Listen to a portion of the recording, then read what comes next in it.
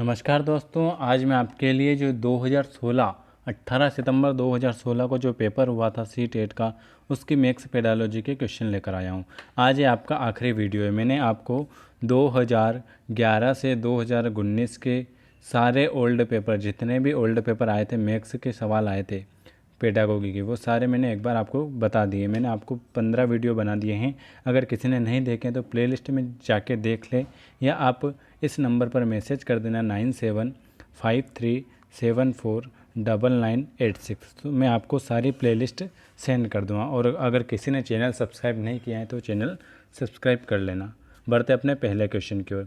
इसके बाद मैं आपको इसकी एक PDF दूँगा 2011 से 2019 तक के सारे क्वेश्चन की। उसके बाद मैं आपको एक वीडियो बना के दूँगा 3 घंटे का, उसमें आपके सारे क्वेश्चन रहेंगे। तो शुरुआत करते अपने आज के ये गणित का पेडालॉजी के क्वेश्चन। 2016 में आपके गणित पेडालॉजी में 18 क्वेश्चन आए थे, मतलब 15 से 18 क्वेश्चन सारे एग्ज़ाम में आ रहे हैं। इससे अपन को आइडिया हो जाता है कि किस टाइप के क्वेश्चन आ रहे हैं और कितने क्वेश्चन आ रहे हैं। तो शुरुआत करते हैं अपने पहले क्वेश्चन की ओर। कक्षा दूसरी की एक शिक्षिका ने अपने विद्यार्थियों को 4 इकाई और 3 दहाई लिखने के लिए कहा, तो कुछ विद्यार्थी ने 34 के स्थान पर 43 लिखा। एक शिक्षिका के रूप में आप विद्यार्थियों को इस संकल्पना से कैसे समझाएंगे? मतलब एक दूसरी की एक शिक्षिका थी, उसने अपने विद्यार्थियों को कहा कि 4 इकाई, मतलब 4 इकाई और 3 दहाई, तो 34 लिखना था, तो उसने लिखा 43। तो वह शिक्षिका के कौन से संकल्पना को समझाएगी? स्तंभ विधि में अभ्यास करने के लिए बहुत सारे प्रश्न देगी। दूसरा, विद्यार्थियों को गिनती आधार पर प्रदर्शित करने के लिए कहेगी और फिर लिखने के लिए कहेगी। उन्हें बताएगी कि यह गलत है और फिर उन्हें सही उत्तर को 5 बार लिखने के कहेगी। या हमेशा दहाई और इकाई के स्तंभ में लिखना सिखाएगी जिससे कोई भ्रम न हो। बताएं इसका सही आंसर क्या होगा? तो आपने लगा दिया होगा इसका सही आंसर। बताएं इसका सही आंसर, फिर मैं आपको बताता हूँ इसका सही आंसर क्या होगा। तो इसका सही आंसर है ऑप्शन नंबर दूसरा। विद्यार्थियों को गिनती तारा पर प्रदर्शित करने के लिए कहेगी और फिर लिखने के लिए कहेगी। गिनती तारा होता है, उसमें आपको गिनती सिखाई जाती है पूरी, तो उसमें वो प्रदर्शित करेगी और फिर उसे लिखने के लिए कहेगी। अगला क्वेश्चन है, गणित में प्रतिचित्रण के लिए निम्नलिखित कथनों में से कौन सा सत्य नहीं है? प्रतिचित्रण अनुपातिक विवेचन को प्रोत्साहित करता है। प्रतिचित्रण गणित पाठ्यक्रम का भाग नहीं है। प्रतिचित्रण का गणित के कई विषयों से समाकलन किया जा सकता है। या स्थानिक चिंतन को बढ़ाता है। बताएं इसमें कौन सा सही नहीं है? गणित में प्रतिचित्रण के लिए निम्नलिखित में से कौन सा सही नहीं है? तो आपने लगा दिया होगा इसका सही आंसर है ऑप्शन नंबर दूसरा। प्रतिचित्रण गणित पाठ्यक्रम का भी भाग नहीं है। कौन सा प्रतिचित्रण है? गणित पाठ्यक्रम का भाग नहीं है। ऑप्शन नंबर दूसरा हमारा सही होगा। बढ़ते हैं अपने अगले क्वेश्चन की ओर। आकृतियों के निम्नलिखित पहलुओं में से किसका प्राथमिक स्तर से कोई संबंध नहीं है? कोण, सममिति, चौपड़ या प्रतिरूप? ये इसका आंसर तो आपको लगाना ही है। ये 2011 से 2019 के पेपर में आज ये चौथी बार क्वेश्चन आ गया, यही वाला। आकृतियों के निम्नलिखित पहलुओं में से किसका प्राथमिक स्तर से कोई संबंध नहीं है? ये चौथी बार आ गया ये पेपर में। तो आप इस पर IMP भी लगा लेना, क्योंकि देखो ओल्ड पेपर कराने से ये फ़ायदा होता है कि क्वेश्चन रिपीट हो जाते हैं। तो इसका सही आंसर आपने लगा दिया होगा। इसका है ऑप्शन नंबर पहला, कोण। गणितीय खेल और पहेलियाँ मदद करती हैं। बताएं अपन जो गणित के खेल खेलते हैं और पहेलियाँ किसके लिए मदद करती हैं? गणित के प्रति सकारात्मक अभिवृद्धि को विकसित करने में, के विचारों में संबंध स्थापित करने में, आनंददायक बनाने में, या समस्या समाधान के कौशलों को प्रोत्साहित करने में?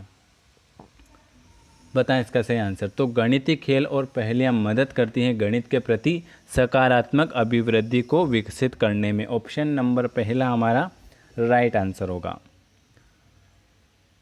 और सॉरी, इसमें और है, गणित और खेल पहेलियाँ मदद करती है गणित के प्रति सकारात्मक अभिवृद्धि को विकसित करने में, गणित और प्रतिदिन के विचारों से संबंध स्थापित करने में, आनंददायक बनाने में, और समस्या समाधान के कौशल को प्रोत्साहित करने। तो इसका आंसर होगा option number A, B, C और D। उपरोक्त सभी कहाँ आ रहा? ऑप्शन नंबर पहला A, B, C, D।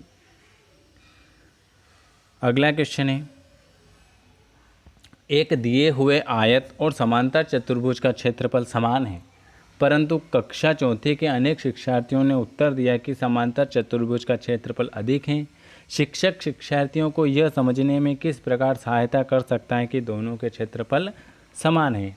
पैमाने का प्रयोग करेगा, जियो बोर्ड का प्रयोग, ग्राफ पेपर का प्रयोग या कागज मोड़ने के प्रयोग से? बताएं इसका सही आंसर क्या होगा। कि आयत और समांतर चतुर्भुज का क्षेत्रफल समान है, इसको बताने के लिए वो क्या करेंगे, वो एक ग्राफ पेपर का प्रयोग करेंगे। ऑप्शन नंबर तीसरा हमारा सही होगा। बढ़ते हैं अपने अगले क्वेश्चन के। ये लीजिए, आपको एक और ये क्वेश्चन ध्यान में रखना है। राष्ट्रीय पाठ्य चर्चा रूपरेखा एनसीएफ, आपको एनसीएफ 2005 पूरा पढ़ के जाना है। 2005 वेरी आईएमपी है, ये आपको पढ़ के ही जाना है। 2005 राष्ट्रीय पाठ्य चर्चा की रूपरेखा एनसीएफ 2005 के अनुसार प्राथमिक स्तर पर गणित शिक्षण का उद्देश्य निम्नलिखित में से कौन सा नहीं है? मैं इसके एनसीएफ 2005 के ऊपर पूरे डिटेल पर एक वीडियो बना दूंगा। गणित को बच्चे की ज़िंदगी के अनुभवों का भाग बनाना, समस्या समाधान और समस्या प्रस्तुत करने के कौशलों को प्रोत्साहित करना, तर्क संगत विचारों को प्रोत्साहित करना या गणित में उच्चतर और अमूर्त पढ़ाई की तैयारी करना? बताएं, एनसीएफ 2005 के अनुसार प्राथमिक स्तर पर गणित शिक्षण का उद्देश्य कौन सा नहीं है, ये बताना है आपको। तो आपने लगा दिया होगा इसका सही आंसर है। इसका सही आंसर है ऑप्शन नंबर चौथा।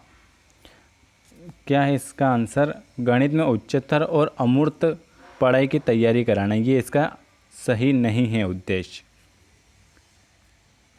अगला क्वेश्चन है 2953 में 5 के स्थानीय मान तथा 32,071 में 7 के अंकित मान का अंतर बताएं। 29,503 में 5 का स्थानीय मान कितना है? 5 × 2 500 और 32,071 इसमें 7 का अंकित मान कितना है? तो 7 का अंकित मान और जाति मान क्या होता है? अगर आपसे पूछ लेंगे अंकित मान और जाति मान, तो जो जहाँ होता है वही उसका अंकित मान होता है। आपसे पूछ ले 3 का अंकित मान तो 3 ही होगा। अब इसने पूछा 7 का अंकित मान तो 7। तो अब 500 में से 7 जाएंगे तो कितने बचेंगे? 493। ऑप्शन नंबर पहला हमारा सही आंसर होगा।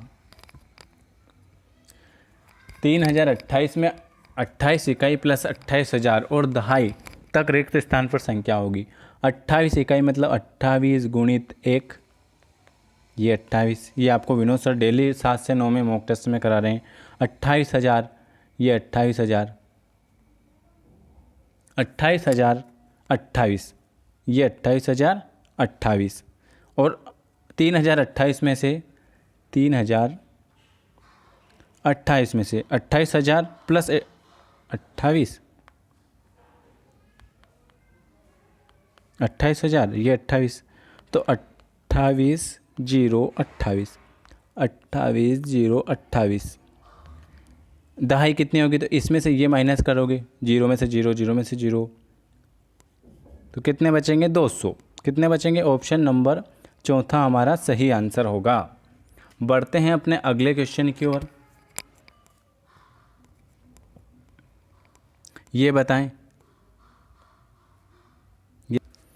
किसी आयत की लंबाई उसकी चौड़ाई का 3 गुना है। इसकी चौड़ाई एक वर्ग की भुजा का आधा है जिसकी परिमाप 72 सेंटीमीटर है। जब आयत का परिमाप वर्ग के परिमाप से कम है या वर्ग और आयत दोनों का क्षेत्रफल बराबर है, आयत का क्षेत्रफल वर्ग के क्षेत्रफल से अधिक है या आयत और वर्ग दोनों के परिमाप बराबर है। बताएं, किसी आयत की लंबाई उसकी चौड़ाई का 3 गुना है। इसकी चौड़ाई एक वर्ग की भुजा का आधा है जिसका परिमाप 72 सेंटीमीटर है। तो आपको बताना इसका आंसर क्या होगा। तो इसका आंसर आपने लगा दिया होगा ऑप्शन नंबर दूसरा। वर्ग और आयत दोनों के क्षेत्रफल क्या हैं? दोनों के क्षेत्रफल बराबर हैं। निम्नलिखित में से 2 अंकीय संख्याओं को दूसरी 1 अंकी या 2 अंकीय संख्याओं से गुणा करने की प्रक्रिया को समझने के लिए निम्नलिखित में से कौन सी पूर्व जानकारी होना आवश्यक है? गुणज का क्रम विनिमय गुण, गुणन योग पर विवरण के रूप में, गुणज विभाजन के प्रतिलोम के रूप में या योग का क्रम विनिमय गुण? बताएं इसका सही आंसर क्या होगा। 52वां का सही आंसर होगा ऑप्शन नंबर तीसरा। गुणज विभाजन के प्रतिलोम के रूप में। अगला क्वेश्चन बताएं, गणित से भयभीत होने और उसमें असफल होने के लिए निम्नलिखित में से किसे एक कारण नहीं माना जा सकता? प्रतीकात्मक संकेत, गणित की संरचना, लैंगिक भेद या कक्षा का अनुभव। तो गणित से भयभीत होने और उसमें असफल होने के लिए लैंगिक भेद एक कारण नहीं माना जाता। ऑप्शन नंबर तीसरा। दो दशमलव संख्याओं के योग की संकल्पनाओं को पढ़ने के लिए निम्नलिखित शिक्षण अधिगम का कौन सा साधन सर्वाधिक उपयुक्त है? मोती और माला, ग्राफ पेपर, गिन तारा या जियो बोर्ड। बताएं इसका सही आंसर क्या होगा? तो आपने लगा दिया होगा गिन तारा, ऑप्शन नंबर तीसरा। दो दशमलव संख्याओं के योगों की संकल्पना को पढ़ाने के लिए गिन तारा शिक्षण अधिगम का साधन सबसे उपयुक्त है। अगला क्वेश्चन बताएं, कक्षा चौथी के अधिकतर शिक्षार्थी सोचते हैं कि दो संख्याओं के गुणज से प्राप्त संख्या सदैव दोनों संख्याओं से बड़ी होती हैं। आप यह कैसे प्रदर्शित करेंगे? यह सदैव सत्य नहीं होता। इसकी संख्याओं के बार बार योग द्वारा प्रदर्शित करेंगे। दो दशमलव संख्याओं के गुणज की कलन विधि को प्रदर्शित करेंगे। तीसरा है ग्रिड पेपर पर दो दशमलव संख्याओं के गुणज को प्रदर्शित करेंगे। और चौथा है एक पूर्ण संख्या और एक भिन्न के गुणज की कलन विधि को संख्या रेखा पर प्रदर्शित करेंगे। बताएं इसका सही आंसर क्या होगा? तो देखो, कक्षा चौथी के अधिकतर शिक्षार्थी सोचते हैं कि दो संख्याओं के गुणज से प्राप्त संख्या सदैव दोनों संख्याओं से बड़ी होती हैं। तो हम ग्रिड पेपर पर दो दशमलव संख्याओं के गुणज को प्रदर्शित करेंगे। ऑप्शन नंबर तीसरा। प्राथमिक स्तर पर शिक्षार्थी को माप का संदर्भ पढ़ाने के लिए निम्नलिखित में से कौन सा कथन सत्य है? आप स्कूल में माप का संदर्भ पढ़ाओगे, इसमें से कौन सा सही है? बताएं इसका सही आंसर। प्रामाणिक मापों का उपयोग अप्रामाणिक मापों के बाद करना चाहिए। केवल अप्रामाणिक मापों का ही उपयोग करना चाहिए। अप्रामाणिक मापों का उपयोग नहीं करना चाहिए। अप्रामाणिक मापों का उपयोग प्रामाणिक मापों के बाद करना चाहिए। बताएं। तो इसका सही आंसर है ऑप्शन नंबर पहला, प्रामाणिक मापों का उपयोग अप्रामाणिक मापों के बाद करना चाहिए। मतलब पहले प्रामाणिक माप का उपयोग करते हैं, उसके बाद अप्रामाणिक मापों का उपयोग करना चाहिए। 57वां क्वेश्चन है, वास्तविक जिंदगी में से गणित का संबंध बनाने के लिए और अंतर विषयों को विकसित करने के लिए निम्नलिखित में से किस मूल्यांकन योजनाओं का उपयोग किया जाता है? सर्वेक्षण परियोजना जांच सूची, क्षेत्रीय भ्रमण मौखिक परीक्षा जांच सूची, क्षेत्रीय भ्रमण सर्वेक्षण परियोजना या क्षेत्रीय भ्रमण मौखिक परीक्षा ड्रिल कार्यपत्र। बताएं। वास्तविक जिंदगी से गणित का संबंध बनाने के लिए और अंतर विषयों को विकसित करने के लिए कौन सा मूल्यांकन योजना का उपयोग किया जाता है? तो क्षेत्रीय भ्रमण सर्वेक्षण परियोजना, ऑप्शन नंबर 3 हमारा सही आंसर होगा। ये बताएं 58वां, गणित के कक्ष में दृष्टिबाधितों के लिए निम्नलिखित में से किसका प्रयोग शिक्षा के साधन के रूप में किया जाता है?